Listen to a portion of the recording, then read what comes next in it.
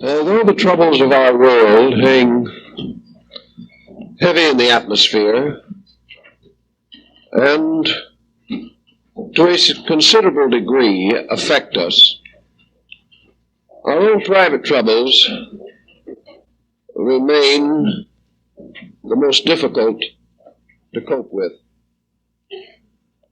Actually, man is so constituted that he does not respond emotionally or psychically to vast subjects which are beyond his comprehension, unless war or disaster come very close to us.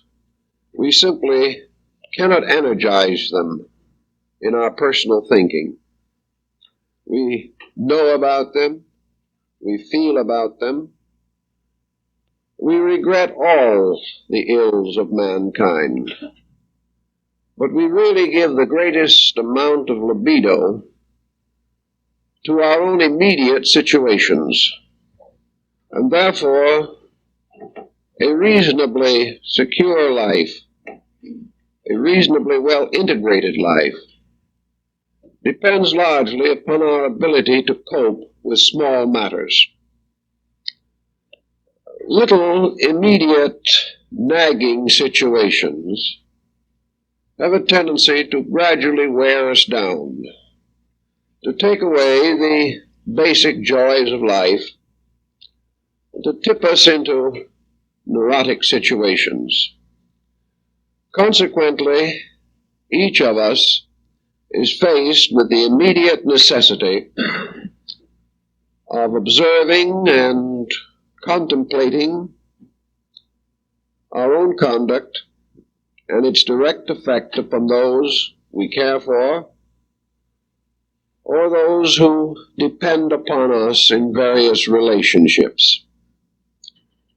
Today, negative thinking arises largely from a series of discontent factors. We have a great many people who come and tell us the sad story of why they are not happy. Their discontent is the result of numerous pressures that are forced upon them by the times in which we live. These pressures are also rather personal and immediate, although perhaps we think of them as cosmic in their importance. One thing that probably affects us all is this pressure of dissatisfaction, which we are told in many sources is really a very healthy thing. We should be dissatisfied, we are told. We are assured that dissatisfaction stimulates us to greater effort, and that discontent impels us to rise to new heights of personal accomplishment. Perhaps in small dosage this is true, but when discontent becomes too general, it can hardly be said to be therapeutically safe or sound as a basic concept of living. We certainly should recognize that we are not all that we might be. This should certainly be a constant impulse to self-improvement. We should continually try to be better than we are. And this self-improvement may require gradual changes in our environment, improvement in our economic situations, freedom from want and fear. But all in all, discontent, when it becomes as universal as it is today, is simply a negative habit. Many persons who are discontented cannot even define their own feelings. They are simply moving along upon a surface of a general stream of attitude, which is present everywhere in our way of life. We are living probably the highest standard, the standpoint of physical living, that the world has ever known. The average person has more advantages, more opportunities than ever before in history.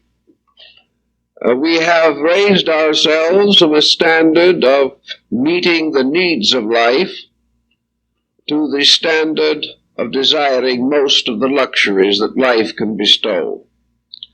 Yet as we seem to improve in our living, we have better homes, larger television sets, the general discontent does not seem to diminish. We are still more or less unhappy. One example of this was brought to me not long ago by a widowed lady who was the mistress of a large home. She had a house that was large enough for several persons to live comfortably, and she lived alone. She had all the things she wanted and most of the luxuries that life could bring, and confidentially told me that she felt as though she was a dried bean rattling around in a tin can. These things brought her no satisfaction at all. She wandered around in a house that was too big for her. She wandered about in a way of life that was really too big for her. It meant finally that the only way she could make it endurable was to become immersed in all kinds of social activities which she really did not enjoy. It ended up by the house being used as a sort of cafeteria to feed her friends. Actually, her first thought was to find a smaller house. Well, there was another possible answer to it. If situations are too big for us, we must either move out of them or we must grow ourselves. It's quite possible that she could have done something rather important or valuable with this unnecessary load had she become a more important person herself. In these times, the individual either has to grow up to the right use of the privileges he enjoys, or these privileges become heavy burdens upon his consciousness. He is not happy. Happiness some way fits into a pattern of simple and direct procedures. And the more we have, the more we become enslaved to the very problems of possession. Management today is a heavy responsibility. The more we have to manage, the more tension and worry we experience. There have been several individuals who have come and talked to me about planning studies for themselves. They would like to improve their thinking, settle down to some nice, quiet program of self-development. When you try to help them to organize this, however, they suddenly come up with some such a statement as, "This is all wonderful, but I have no time." Well, why have you no time? Well, I have to manage my affairs. I have 3 lawsuits, 2 or 3 other difficult situations, property running down, taxes going up, and instead of being able to take the proper advantage of what might be termed securities, we suddenly find ourselves hopelessly dominated by the responsibilities of things. These responsibilities wear us out and leave us embittered and disillusioned, and no real incentive to do quiet, useful, valuable things in life. So we have discontents of many kinds. Those who have not are discontented, those who have are discontented. And in all the intervals between, there is tension, stress, and discouragement. Wherever the economic pressures become too heavy in the lives of people, there is a tendency for the monetary factor to assume too great an importance. This very factor brings with it most of the antagonisms and debilities from which our present generation seems to be suffering. Psychologically, we are under the pressure of the delusions of success. Instead of being these underprivileged people of ancient times who were fighting for the right to exist, we are in some way trying to struggle through a higher standard of living than we know how to use. And something has to be done, or the individual gradually disintegrates under these pressures. One approach to the whole problem is to take some kind of an inventory of what we have and what it is doing for us or to us. And if we discover that we are too much the victims of what might be termed the management of success, then it is possible that we have to make a decision of some kind. We have to decide where our values are. If all that we have is possession, if our whole life is associated with the objects to which we are attached, then it is obvious that we cannot easily release ourselves from them without a terrible sense of loss. If, however, we are becoming a little disillusioned about all this, and beginning to suspect that what we have will never substitute for the need of our own character, then perhaps there is something we can do about it. We can give up rather easily that to which we are no longer inordinately attached. If we are really to the point where we are pretty weary with false values, we can probably drop a good many of them. But if the process of dropping them hurts us too badly, then we are not really ready to be released from them. All in all, I think today our discontents arise from levels which as human beings we should have begun to outgrow. There seems to be so much evidence that man improves his conditions much more rapidly than he improves himself. And where there is too much inconsistency between what we have and what we are, there is always trouble. Perhaps one of the simple problems is to bear in mind always that the human being is essentially a rather simple creature. Given a reasonable amount of happiness, and other motives are no longer very dominant, the happy person is not overly ambitious. The unhappy person is simply taking out his pressures upon conditions around him. As we have noted before, nearly all of the great pioneers of industry and economics who have fashioned vast empires for themselves have been basically unhappy people. Many a millionaire has built his fortune as a defense against a broken home.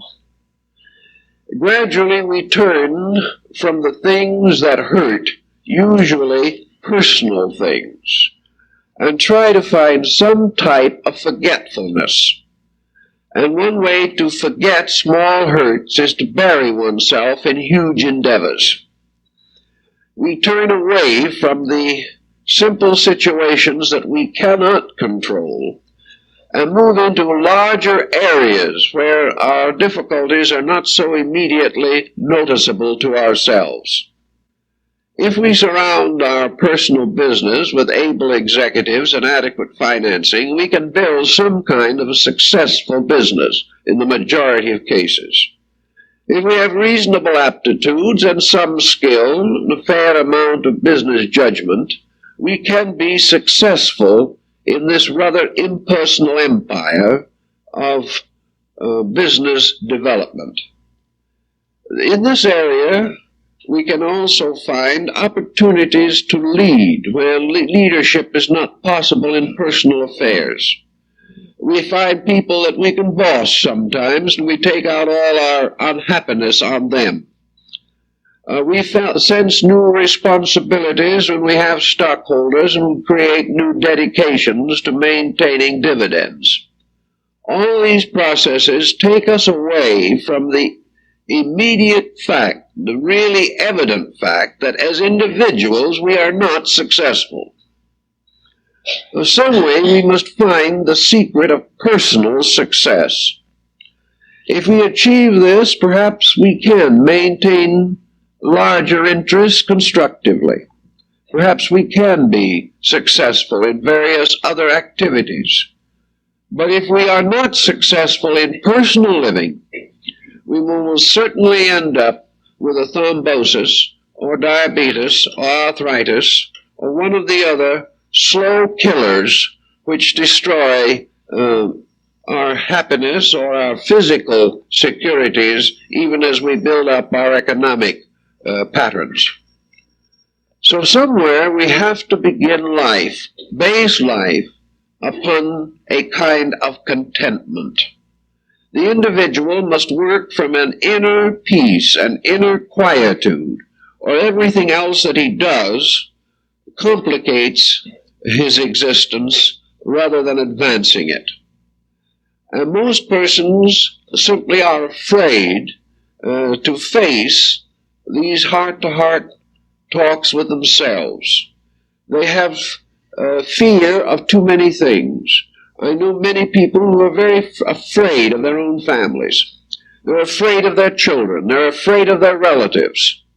They're afraid of the small daily contacts that they have. I've talked to hundreds of persons who say very frankly they cannot sit down and talk with their own families. They cannot let go of themselves and tell of their problems or their hurts or their responsibilities or their anxieties, even to those who should be closest to them.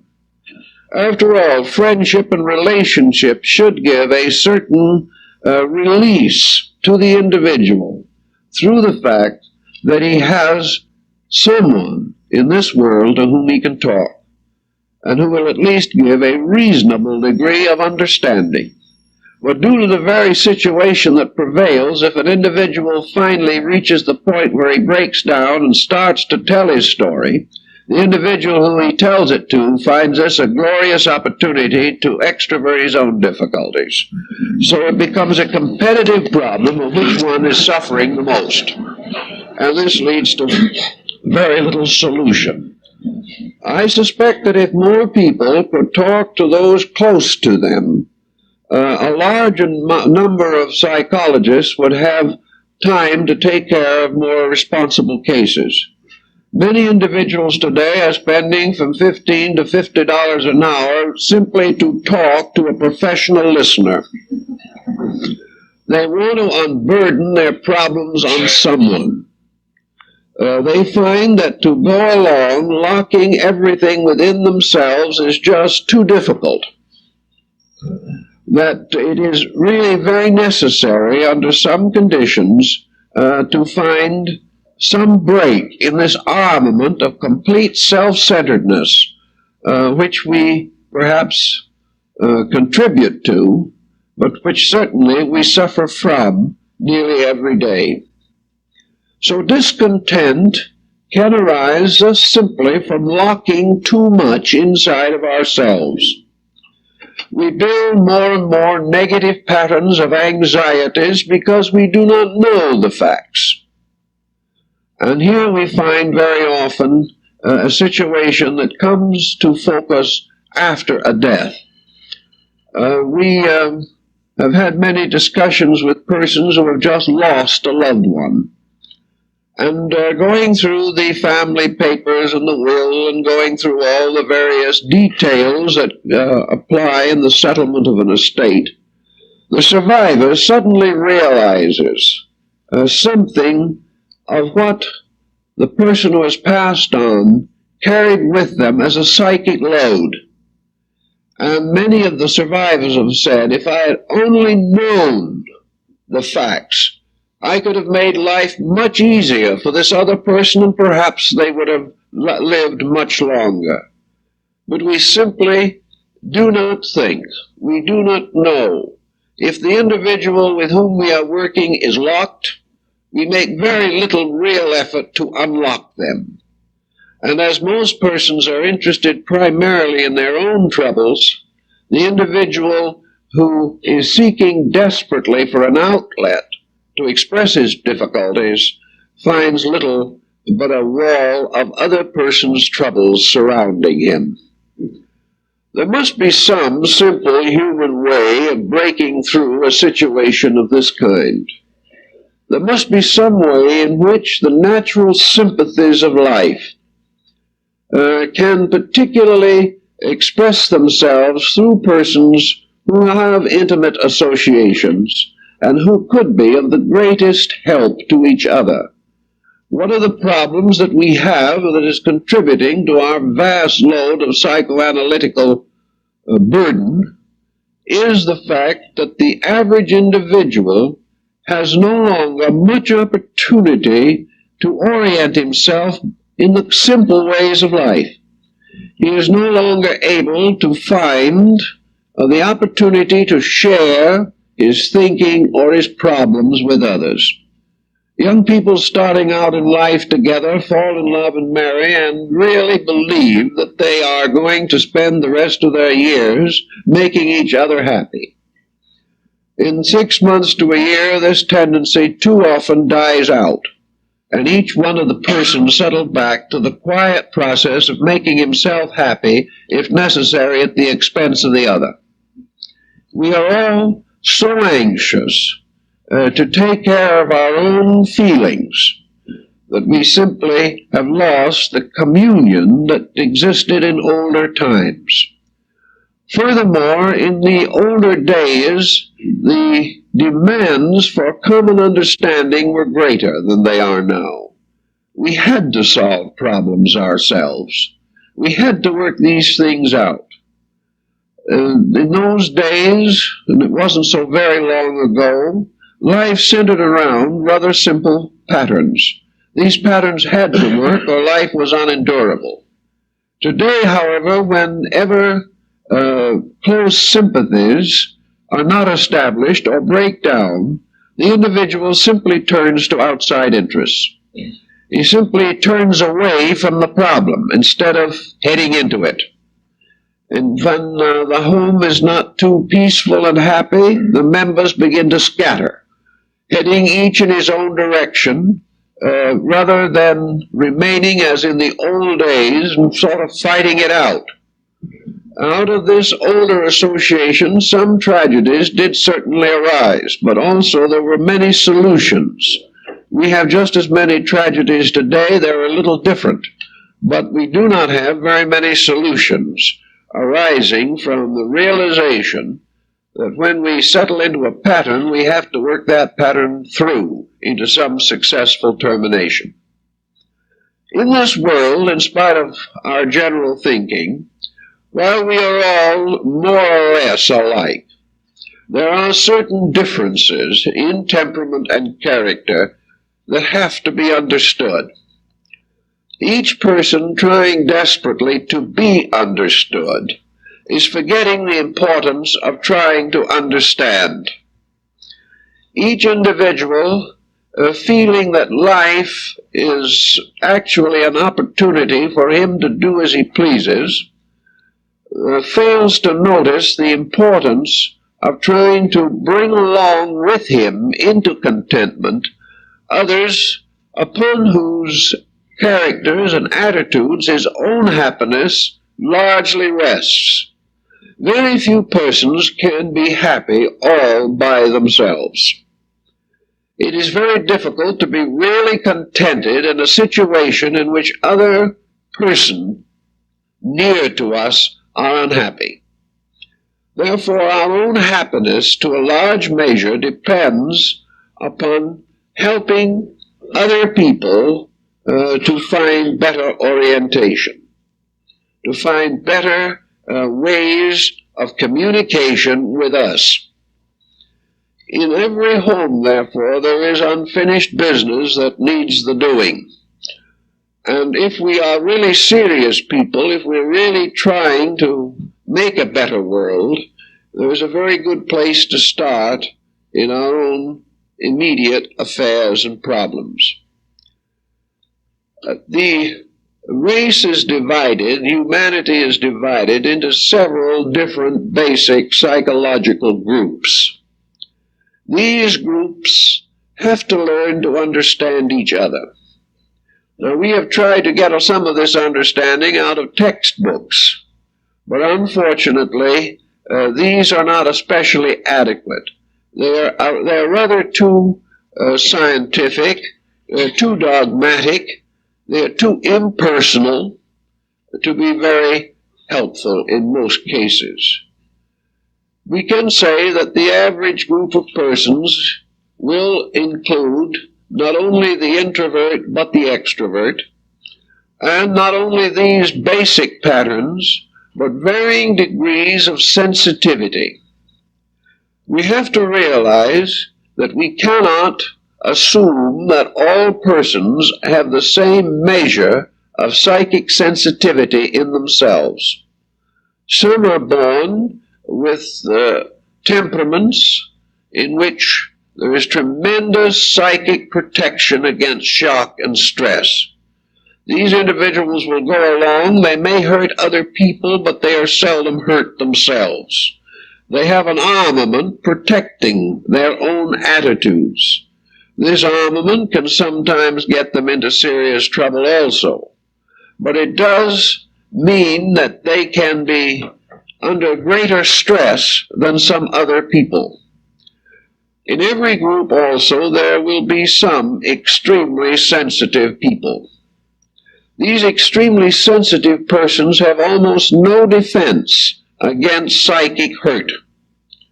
These individuals can be continuously hurt by situations that others may hardly notice. An unkind word can sometimes damage these people more terribly than some vast shock could a person who is less sensitive. And where we are constantly working with people, especially in family relationships, we have to realize that we cannot treat all of these people the same, any more than we can be treated the same as all the others. Each person is an individual, and we have to gradually learn through observation, experimentation, and reflection how to handle people. If we haven't time for this because we are only interested in our own happiness, we will ultimately end in a very lonely and isolated situation. Little by little, the self-centered person is punished by being left alone. And in advanced years especially, this is not a happy prospect. So we have all kinds of chemistries to work with. And we assume, with some degree of value, that we have within ourselves an intuitive mechanism or an instinctual mechanism by which we are able to judge other people if we want to. We can really learn what will make others happy if we really desire to know this. But between this sensitivity within ourselves, which will catch the moods of others and interpret these moods, there is continually this pressure of self-purpose, which makes us comparatively indifferent and makes us consider that time wasted in pleasing others is time sacrificed from our measure of time allotment in which to please ourselves. So most discontented persons have made too much of an effort to try to please themselves. They have not studied life accurately. They have not recognized the true importance of adjusting to the real, substantial needs of those around them. Now, this does not mean that we have to go around sacrificing ourselves to every whim and mood of someone else. To do this is to do them no good, and probably to burden ourselves. There are a certain number of these self-sacrificing souls also who develop a kind of martyr complex and are really never in a position to feel that they've done their duty unless someone else has made them miserable. This is not the attitude we are seeking at all. What we are really looking for somewhere in this pattern is an honest communion, an honest ability to settle down and share with people values and convictions that are really important. Now, one problem that arises very frequently is that somewhere along the line, one of the members of a family wakes up. This individual suddenly comes face to face with the facts of the matter. They realize exactly what is wrong, and they know that something should be done about it. This is not easy, however, because usually this one individual who wakes up is opposed by all the other members of the group. This means that actually the other members, in some cases at least, haven't awakened. They haven't sensed the real importance of facing facts. And where one tries to do it and the others resent, the matter becomes again abortive. Nothing is truly and completely accomplished. The only answer to a large part of this problem is social education. The real answer lies in the fact that we should be equipped for the basic relationships of life, just as surely as we are equipped to cope with the multiplication table. That we should learn the imports and exports of Patagonia for a certain year may be delightful. But then when we take this time for such a purpose and fail to have any time to learn about the basic relationships which we will all face in the years ahead, something is wrong in our concept of education. It is true that we do have to be educated in order to have careers or professions or arts or trades suitable to our survival. But it is a mistake to gain the skill to make a good living and then have a perfectly miserable life because we do not know how to meet the basic emergencies of existence. Now, if it is to continue as is now the case, where this subject is going to be generally ignored from the public standpoint, and we are forced to carry on this private struggle to grow up, then the individual has to take a greater amount of leadership in the management of his own affairs. He will have to learn what he is not taught. And if the schools do not give him this instruction, then he will have to find ways of bestowing it upon himself. The best time to start, naturally, with this type of thinking is if young people starting out together in marriage, in the first year of marriage, would include some basic mutual instruction in these problems. If they would approach life with a little greater insight, they would guarantee their relationships over a longer period of time in the future. At the present time, 1/3 of all American homes fail visibly and technically in our courts of law. Another third is as bad, but is not broken simply due to religious limitations and restrictions. Statistics indicate that about 10% of our homes are really compatible. Now, this is not the way it should be. And discontents, which go out into all forms of social relationships, have their origin and beginning in the home. In the home, the children are given the pressures or are given the intensities which will affect their lives in the future.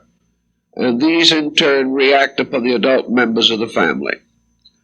So if we want to get past the period of discontent, we have to start where it is grounded, where the foundation of the whole matter rests. Not in our economic business life, not in world politics, not in the conflicts between Red Russia and Red China, not in Washington among the politicians, not on the scandal sheets of our newspapers, The real trouble begins in 2 or 3 people who should be trying to live together being unable to make the grade.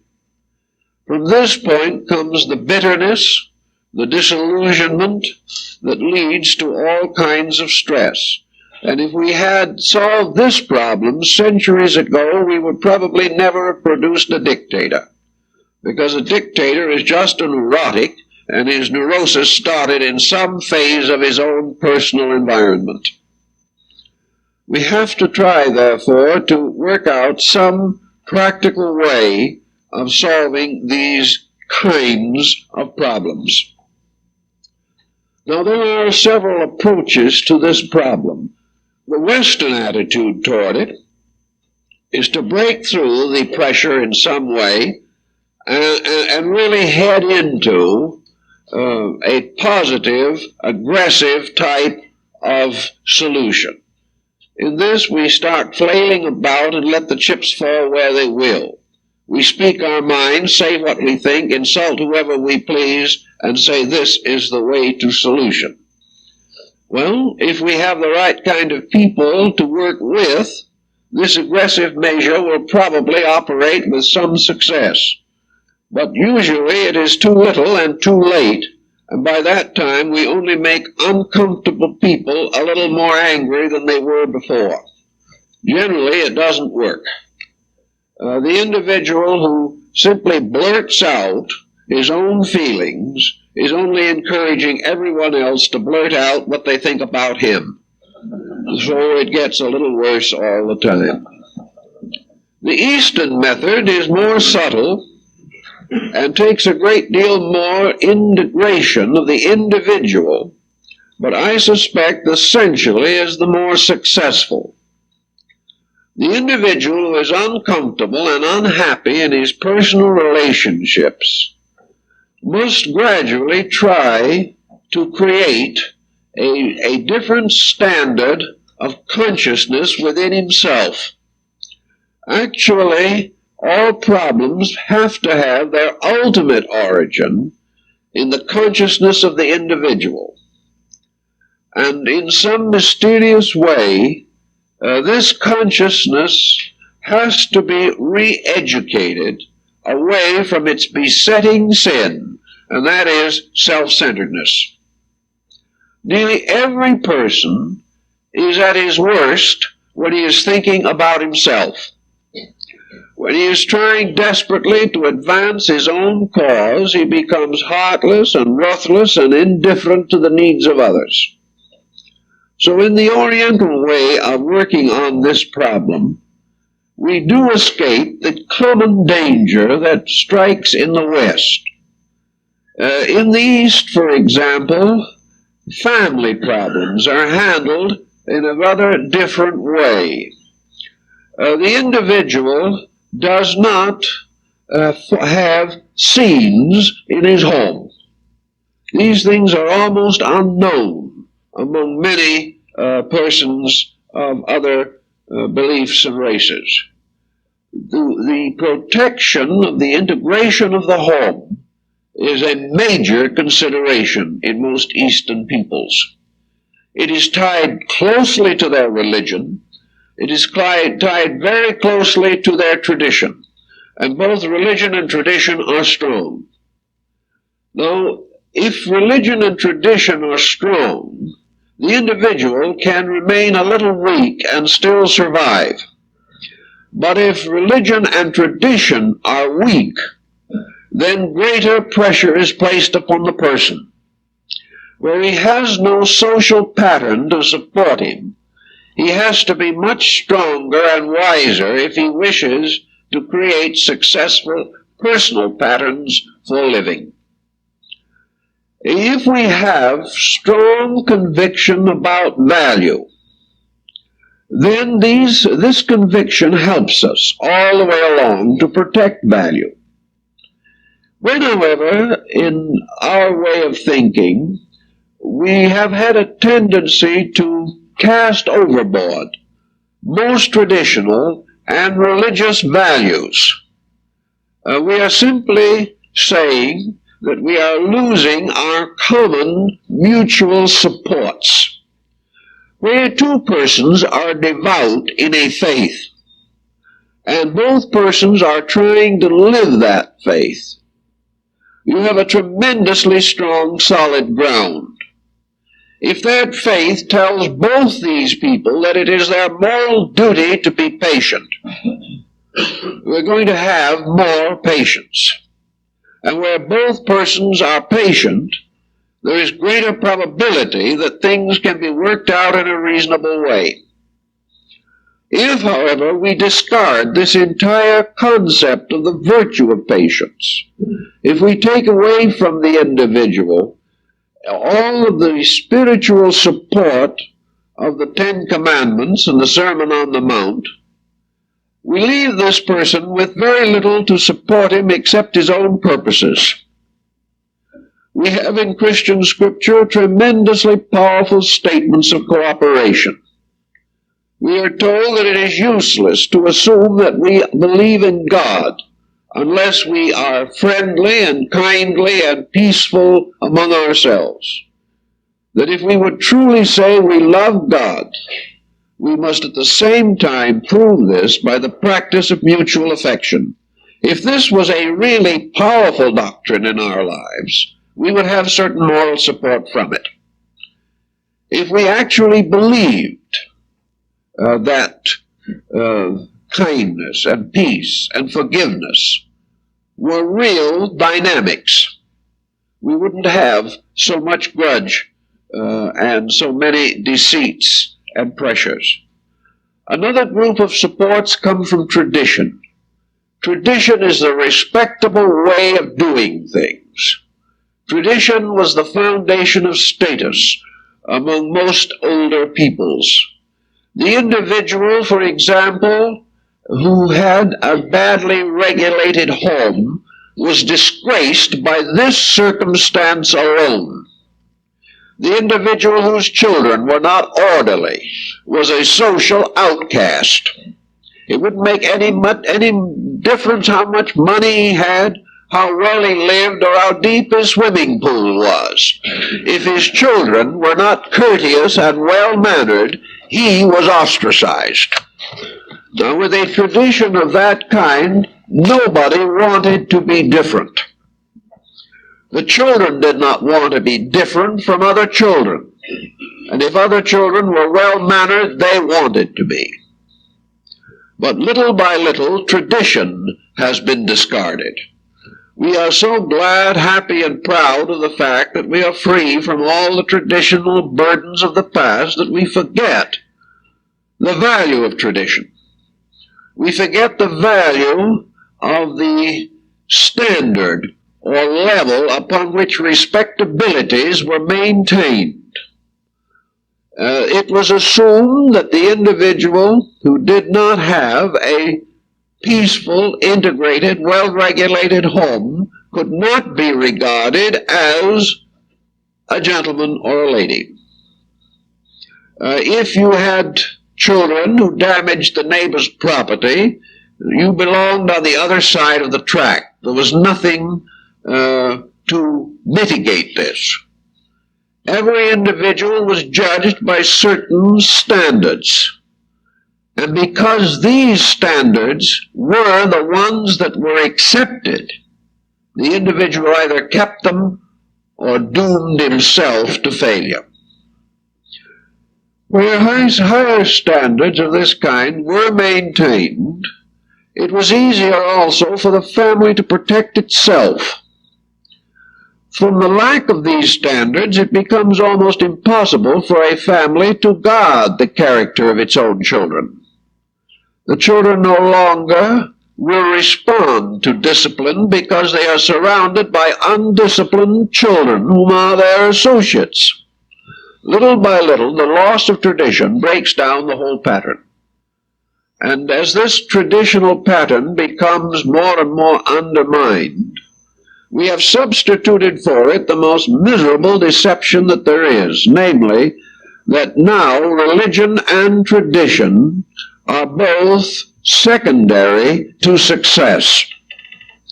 The individual now is a person of quality simply because they have the larger house. What goes on in the house is no longer important. The individual, having deprived himself collectively of tradition and religion as moderators, as status symbolizers, must face the much more difficult and sometimes apparently almost impossible task of maintaining these standards by himself. One thing remains, however, and that is that discipline is possible for each person to exercise on his own life. We say, well, that won't do too much good. It isn't our own problem always that seems to loom the largest. But if we do have certain traditional and religious values which we personally accept, allowing others to, of course, accept what they will, but as far as our own lives are concerned, these values we will defend. If we take this type of attitude, we have certain securities possible to us. Also, the majority of folks who are in trouble have at least a suspicion of why they are in trouble. They do not really want to make the great effort to change themselves, but they do recognize some of the faults from which they suffer. And I have noticed in working with families that where a family is truly trying to work these problems out constructively, they do enjoy the respect of their associates and neighbors. The neighbor may have no intention of trying to live well himself, but he has a sneaking respect for the individual who does. He senses the reality of that which he will not even attempt to apply. We must then build the two principal strengths that have descended to us from the past, and we must adapt them to the personal problems of our own lives. Our religious foundations, fortunately, we can develop almost in any way that we please. We can assign certain values, and we can insist that we maintain them. And with all these values, we can also bear in mind the essential principles of all religious life. Principles of self-control, self-direction, kindliness, modesty, simplicity of life and conduct, dedication to principles, and the quiet refusal to compromise what we know in our own hearts to be true. If we begin working with these problems quietly within ourselves, we will gradually find sources of strength within ourselves. The more we can integrate a solid core of integrity within our own consciousness, the less dependent we become upon mutual understanding. We still want it, we still need it, but we are no longer hopelessly victimized for lack of it.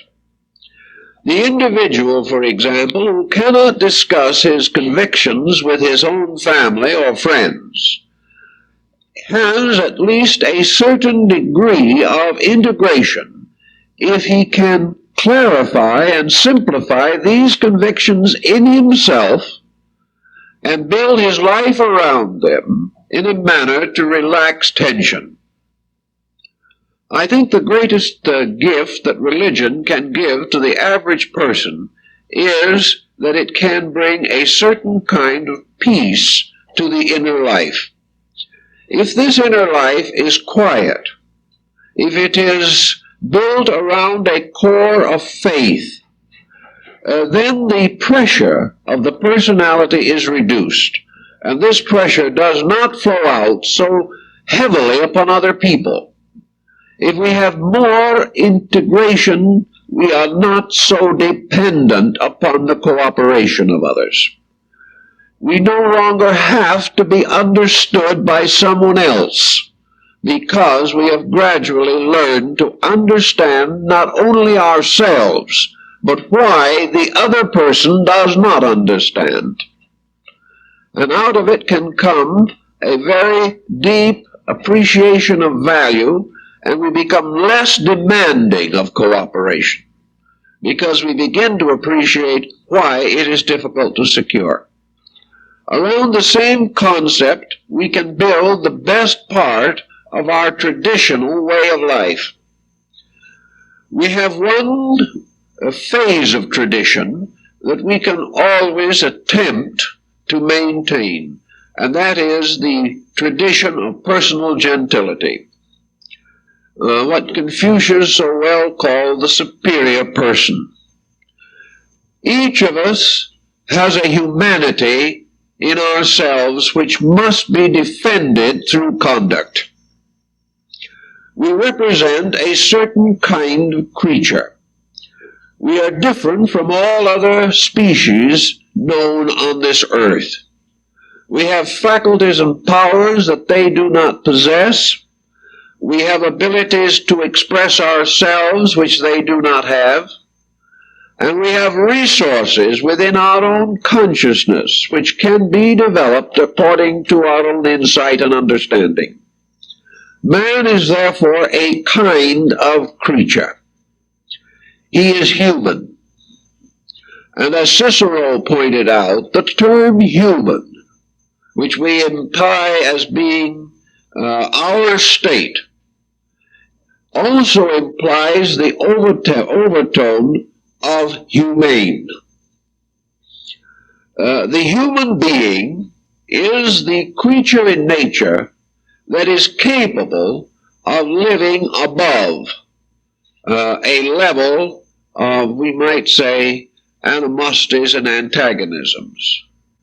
The challenge of the human being is the power of that human being to live with other human beings in a humane relationship, or what might be termed the state of civilization. Civilization can only exist where individuals are civil. And civility means that the individual is decent and reasonable in his relationships with all other people. Man has this standard to maintain. It is his own humanity. When man practices the virtues of his kind, he is human. When he fails to practice the virtues of his kind, it is not right to say he is beast-like, because the beast is not an evil thing. It is only right to say that he is delinquent. So with a certain basic tradition, we realize that man is endowed with faculties and powers which permit him to be kind, permit him to be understanding, unselfish, thoughtful, gentle, friendly, tolerant. These are powers that man possesses. He alone possesses them of all creatures that we know. Therefore, it is upon these qualities that his superiority rests. And if he fails to exercise these qualities, he has lost his natural superiority in life. This was the Confucian code, that the superior person is simply one who recognizes the place which is ordained to him in nature by the way he was fashioned, and does everything possible to live up to the standard of his own being.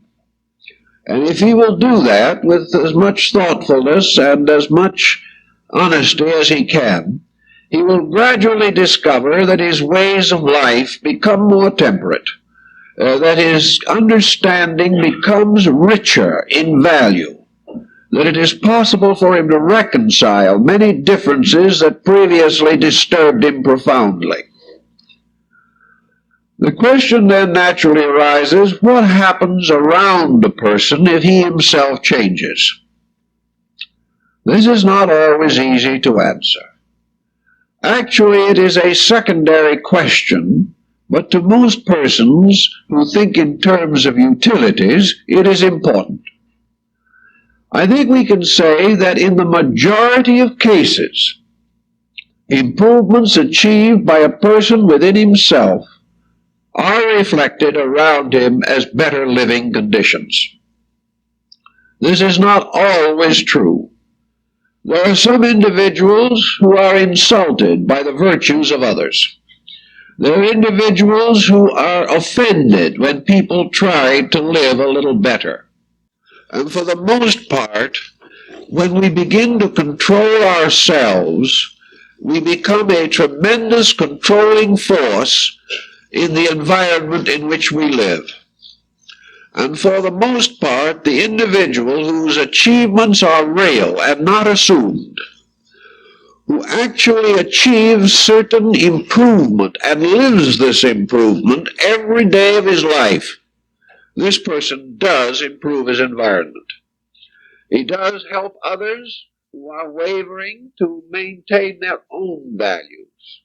He is less likely to precipitate emotional situations which cause others to lose control of their temperaments.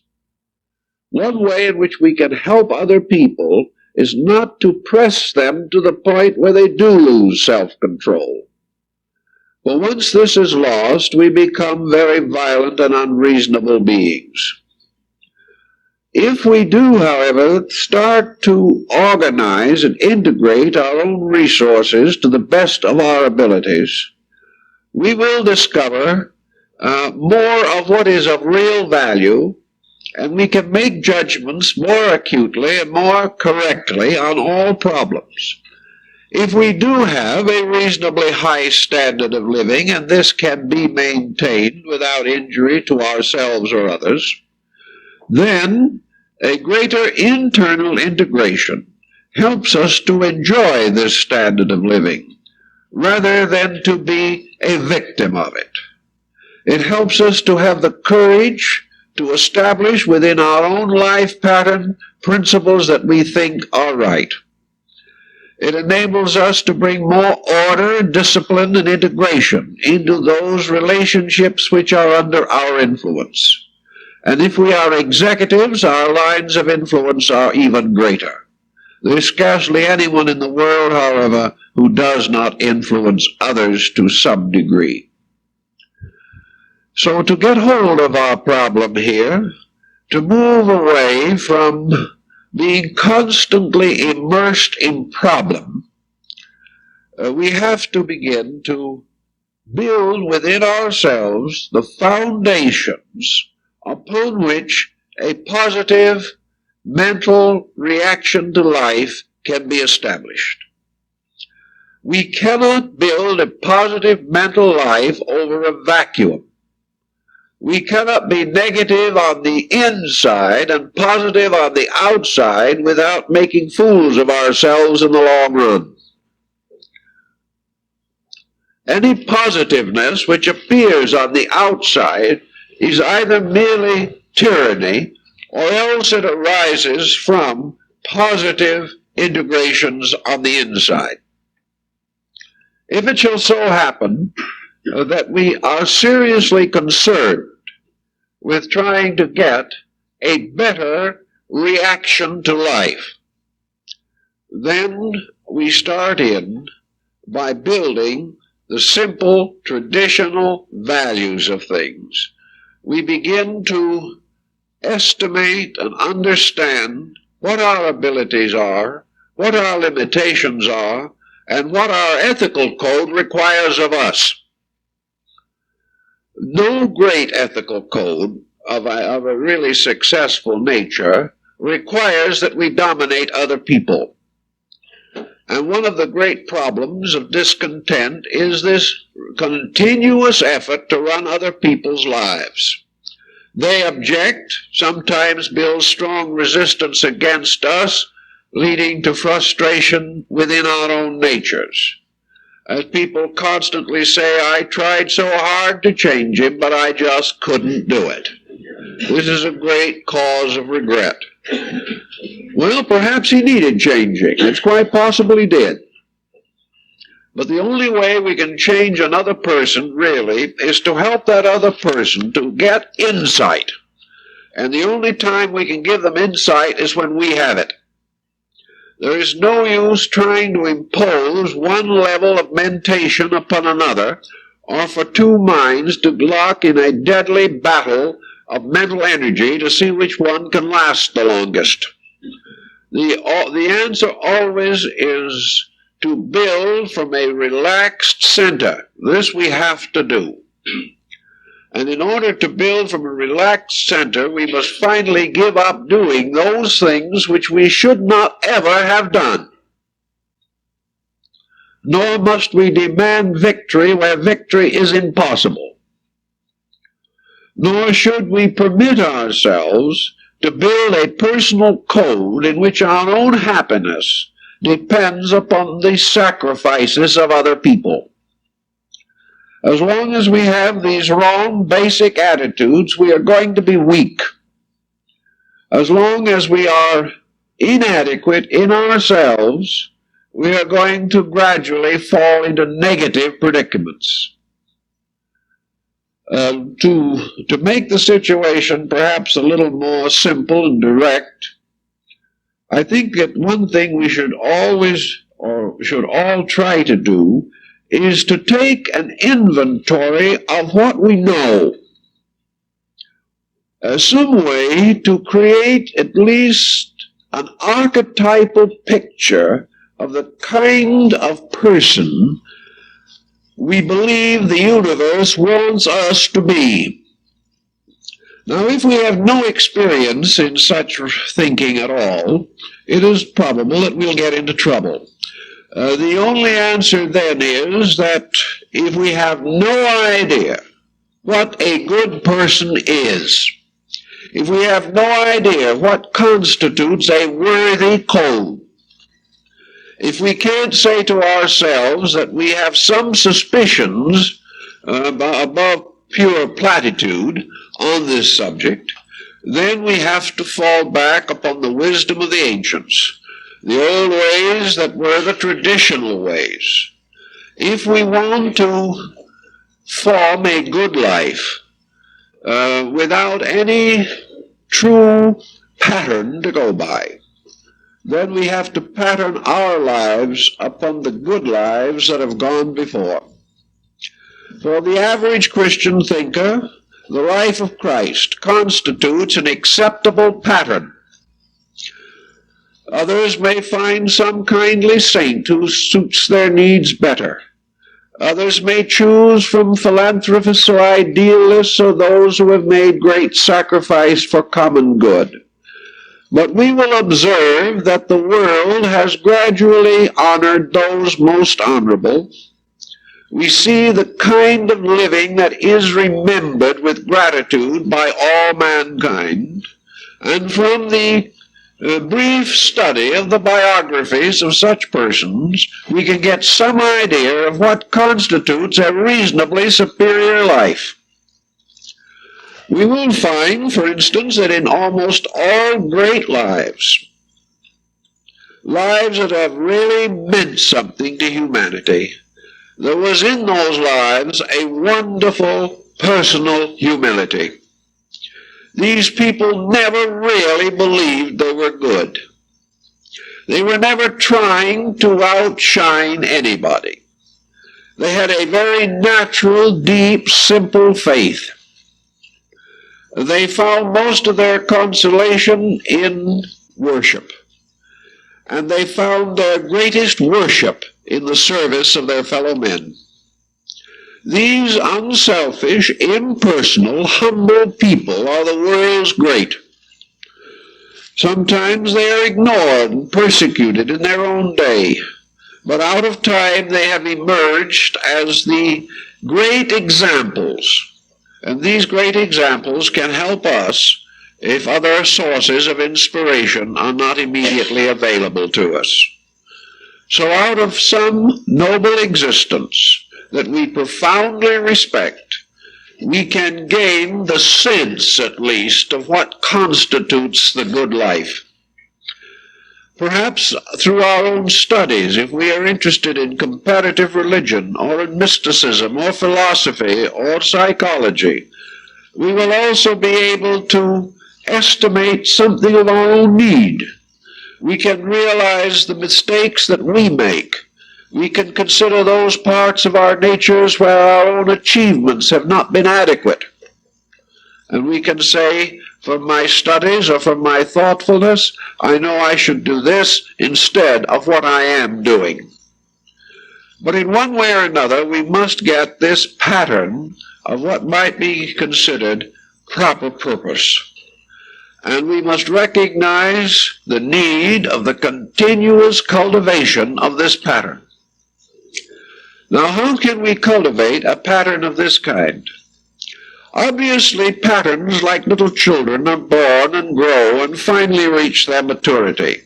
We cannot start out from a more or less confused and discordant life and immediately and suddenly change everything. This is not reasonable or possible. We must continue to mature this pattern within ourselves until suddenly it begins to show on the outside.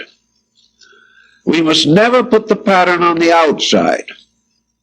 Little by little, our own conviction, if we really develop it, will result in modification of conduct. If we begin to really believe something, and we work with what we believe, it will finally show. But we must not try immediately to make it show. It must not be a pressure of that nature. So we continue more and more with our own quiet meditational approach to life. We give a little time every day to the quiet contemplation of pattern, of what it means. We begin to think through within ourselves our own responsibilities in life. We begin to discover the possibility of the joy in the fulfillment of responsibility rather than in the evasion of it. We think things through to discover that perhaps there has been a great deal more good than we have recognized, and that many things about which we create problems are not really the causes of problems. That perhaps we are objecting to things that are perfectly right because of some attitude in ourselves. So by degrees we search for the values in things, the realities in things. And as our devotional life increases, as our philosophical thinking deepens, our judgments become better. And as one by one we overcome the mistakes of conduct, this conduct naturally becomes a greater source of security to ourselves. We are no longer likely to do these things which make a lot of trouble for other people, nor are we likely to be thinking constantly of our own miseries. This is one of the reasons why certain phases of Oriental philosophy also help, by putting the universe together around a concept of law rather than around a concept of accident. The mechanistic theory that we have, this strange materialistic humanism that now dominates us, in which the universe is just a series of accidents, that nothing really means anything and nothing goes anywhere, nothing came from anywhere. This kind of an attitude can never really help us to integrate anything. But if we can live in our own realization in a universe of law, we gradually learn why we should keep law. For instance, if we believe firmly in the operation of the law of cause and effect, or karma as it is termed in the moral philosophy of India, if we really believe this, it forms a wonderful discipline upon our own attitudes. But to have studied it, memorized it, and applied it to every other form of life except ourselves doesn't accomplish anything. But if we can really get it into our own consciousness that there are rules to this game, which we call living, and finally, in a natural humility, accept these rules and realize that we cannot afford to break them, we will almost have virtue thrust upon us. We will find so many inducements for a reasonable way of life that we can scarcely resist the inducement. What do you think would happen on a freeway if we suddenly were told that there were no laws and no police? Well, there are two schools of thought on this. There is one school of thought that also told us that the way to achieve equilibrium, so to say, or moderation, is to remove laws. Therefore, we were assured that if we would take the various restraints off of housing and food and these things after the World War, there would be no inflation. That was a beautiful thought. But the moment the restraints were removed, the inflation started and has never gotten down to earth since. So the idea that you can remove laws with impunity is rather optimism at this time. If we took away all these rules, the chances are we would have chaos.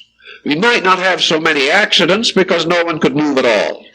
But in any event, it would not be satisfactory. Today, people are a little careful. They do not want to drive through a red light because they suspect a policeman may be lurking around the corner somewhere.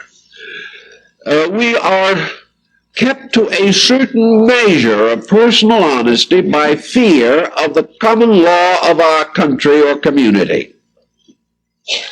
So we do not break these rules unless we really feel that we can afford to pay the fines.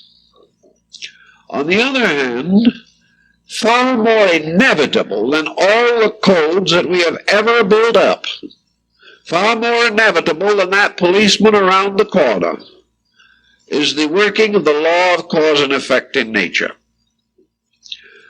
If we could realize this, if we could really make it stick in our own consciousness, we would have a very different kind of life in a very short time.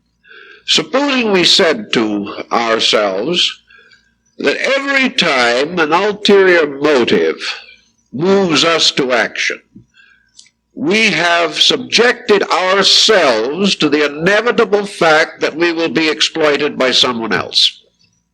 Supposing we really believed that. Supposing we believed that every time we lost our temper, we were creating inevitable, unavoidable suffering.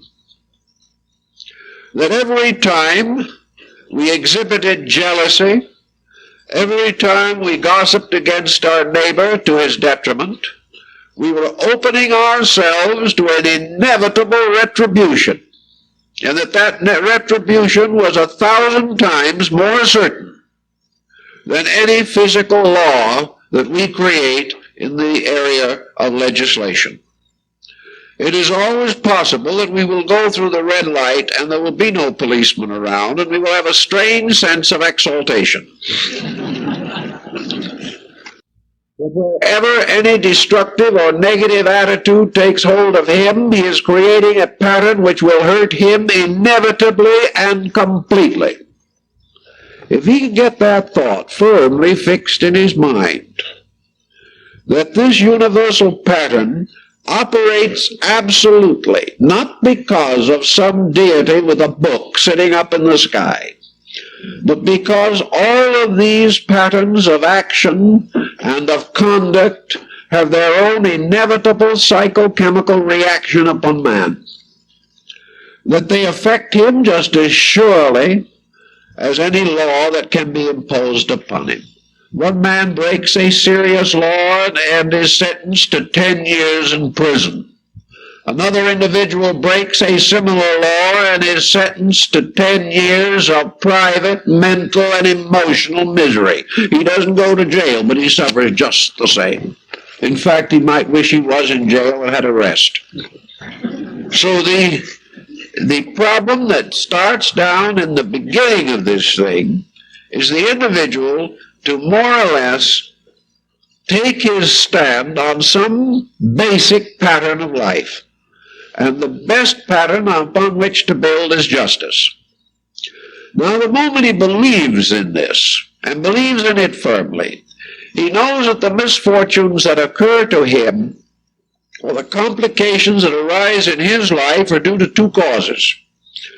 First, the mistakes he is making now, which are producing the almost immediate reaction, and certain long-range mistakes that he has made in the past, which are continuing to affect him, and which must continue to be an effective force until their negative factor is exhausted. So the person is either in trouble because of what he's doing now or what he has done. Now this might seem at the first to be a little bit a hard way of looking at things. But I think perhaps even if it is a little harder than we like, it is for the moment a help because of the tremendous softness with which we are trying to look at things all the time. We are looking in terms of nothing but ignoring and evading. And it is sometimes a very good thing to have these factors forced to our attention. Now, this operation of natural law has one difference from man-made law. In man-made law, the whole concept is built on punishment. We have 50,000 different ways of punishing an individual who does wrong, and practically no way of rewarding anybody who does right. The whole theory of law is based on punishment. The only thing we're thinking about is the evildoer. We have plenty of powers and facilities to explore the world of crime, but none with which to examine the world of virtue. We can get properly excited over the investigation of the mafia and all of this type of thing, but when many people live wonderful and sincere lives, nobody investigates anything. We are not really concerned in promoting good. We are concerned in curbing evil. In the universe, however, it isn't this way. The law of karma is just as much a good rewarding power as it is a punishing power. The law of karma tells us that if we do it right, something right must come from it. That every correction and improvement we make in our own nature must have its proper reward. The law of karma, therefore, is just as much concerned in bringing to the individual the rewards of right action as it is with apparent punishments. And if we can live in a world in which we finally come to realize that the only end to that which is wrong is to cause that which is right, we have the real philosophy of karma. That if we want a world in which we are no longer struggling with all these incessant calamities that depress us, somewhere the law of cause and effect must be moved into the positive angle of promoting good. We must stop doing the things that are wrong and begin to do the things that are right if we ever expect to have world peace.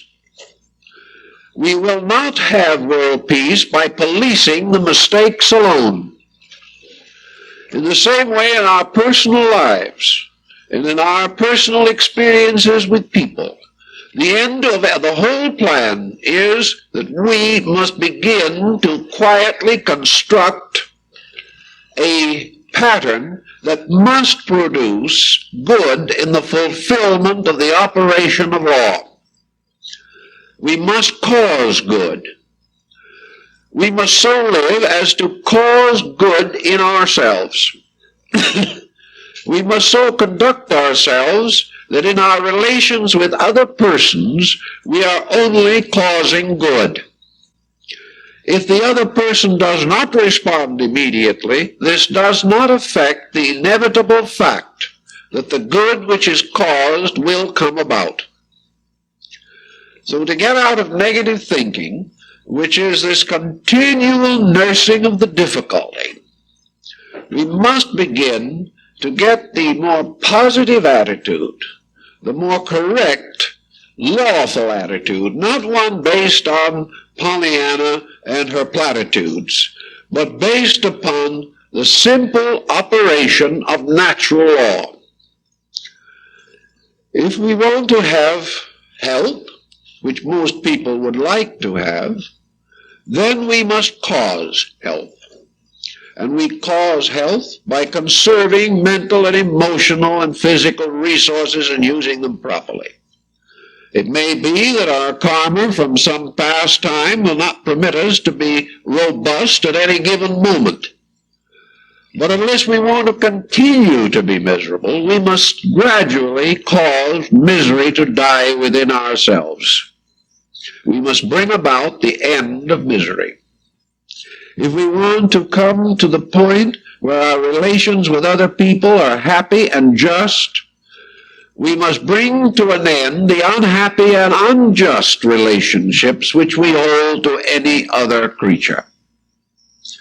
The beginning of a constructive attitude is a harmless life, a life in which no one is injured by anything that we do, a life in which the individual, if an injury must occur, will injure himself first, rather than to cause injury to another. That in every possible way we shall accept that the individual who has greater insight and greater understanding has greater responsibility.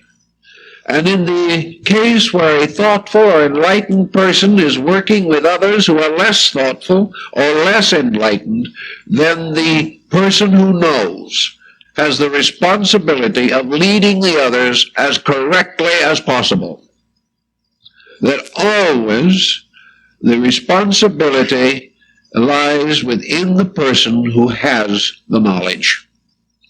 And this knowledge must always be the source of graciousness, because when law reacts upon us, we do not want it to hit us in the face with a blow.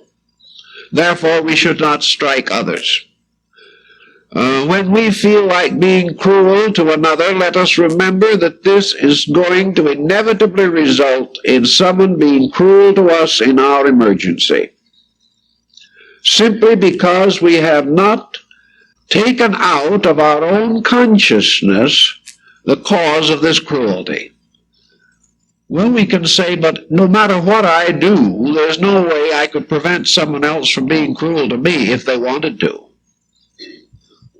Perhaps even though I might have very good karma, if somebody else gets mad, they're going to say what they think. That is true. But if our own consciousness is right, the cruelty of the other person will not touch us. We will be able to transform it and transmute it by our own understanding. So the fact that another person is cruel to us does not mean that we have to suffer for it. We only have to suffer for it if our own consciousness on the level of karma has not relieved us from the need of that experience. So we get ourselves straightened out here on a proper basis for survival. We come finally to accept the great religion and tradition of law, and to realize that in this is our pattern and our hope, and also the continuous challenge that we must face. We are in our difficulties, we are where we are, we're going through what we're going through, because we are somewhere midstream in this process of attempting to understand and apply laws. So what we're trying to do, in our own way, is to discover law to be what it really is, the grace of God. We are trying to understand that law is like the kindly determination of the parent to try to bring the child to maturity with proper attitudes. that the so-called negative aspects of law are simply the necessary chastisements that have to come to the individual who is wandering away from the true standards of value. That we are not living in a universe that really is nothing but a group of policemen. We are living in a universe in which nature has its own way, a way sent by deity itself and involved into the mystery of creation. Namely, that deity as the eternal parent is determined to achieve the redemption and perfection of all of its children. There can be no lost souls, no individual who becomes so hopelessly immersed in the impossible that he cannot extricate himself. The very processes of birth and death and re-embodiment protect this. The law is that all things shall come in the fullness of time into the light of truth and into the ability to regulate and manage their own affairs with honor and integrity.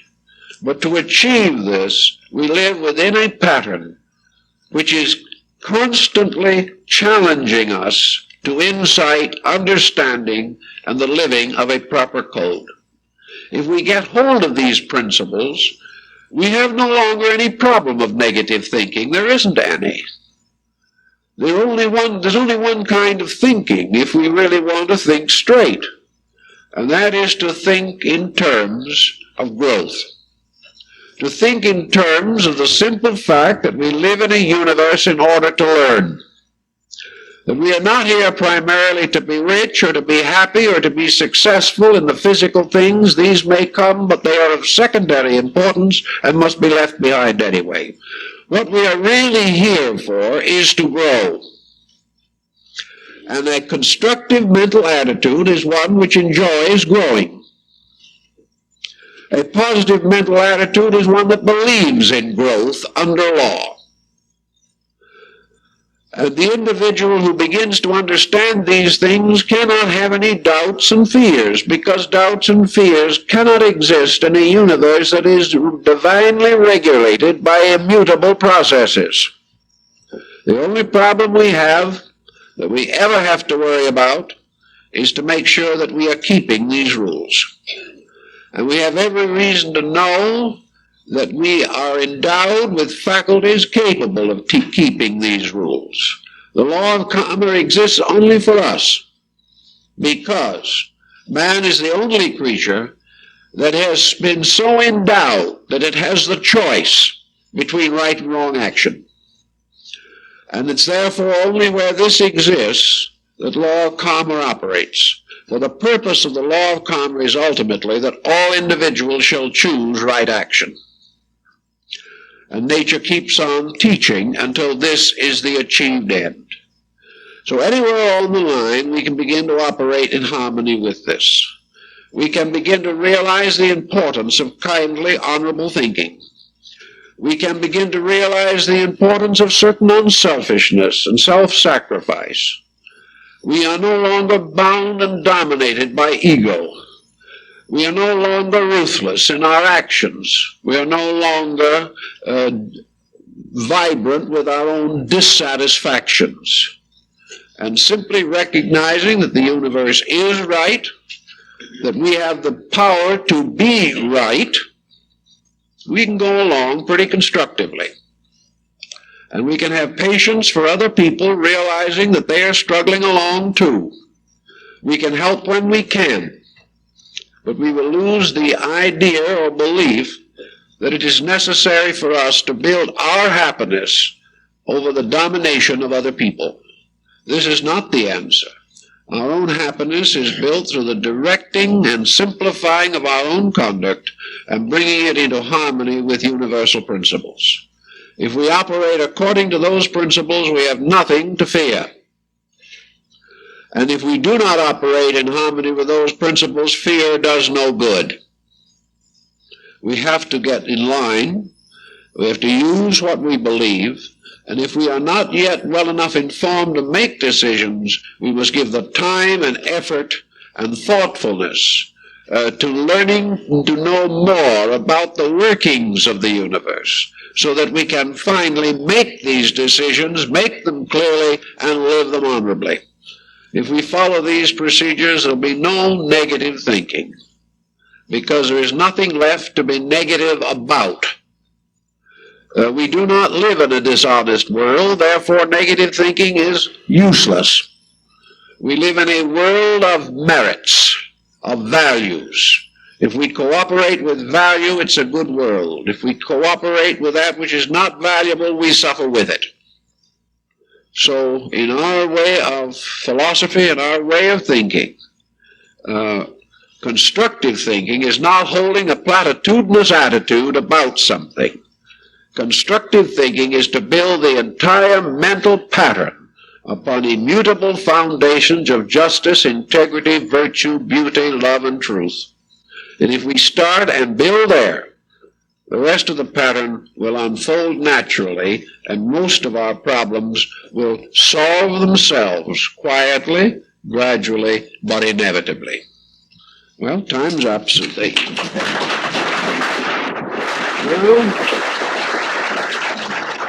I've got some nice announcements. You might as well stay for a couple of minutes. It's cooler here than it is outside. So I'd like to announce that our next talk, next Sunday, will be on new concepts in counseling. And we're going to go into a rather careful study of the broad directives and the broad patterns that we have come to understand as a result of over 40 years working with people. I want to tell you more or less a summary of the large principles that seem to have come out of all of this rather lengthy personal contact with others. I'd like to also announce that the PRS Center Study Group will meet upstairs after the lecture to discuss the talk of the morning. You're all invited to be present as guests of the study group. The present display in the library of Japanese material will close this Sunday afternoon. After today, for next week, we're going to have a new display which will have to do with Persian, Indian paintings, miniatures, and interesting fragments of writing and other subjects of Oriental artistry. This collection will include material going back to the 9th century and is from our own basic collection, and we think you will find it very colorful and interesting, and it will open next Sunday. So we hope that you'll all be here to take a look at it and pick up the necessary schedules in order to know what our exhibits will be for the rest of this year. Don't forget that Mr. and Mrs. Barry are having a special buffet dinner for the benefit of our building fund on on October 5th, which is a Saturday, by the way. And tickets are available from the friends in the lobby if you are interested to go to this dinner. There's still some tickets available, and we hope you will note the details on the bulletin board. I'd like to also note that the Men's Committee is also developing a project to help us with this final phase of clearing up the mortgage, which we think is about due.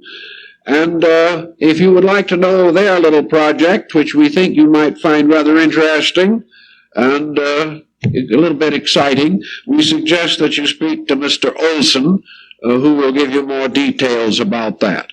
Our gift shop is open, of course, and it's just about time to begin to think about tucking away those things which you're going to need for Christmas.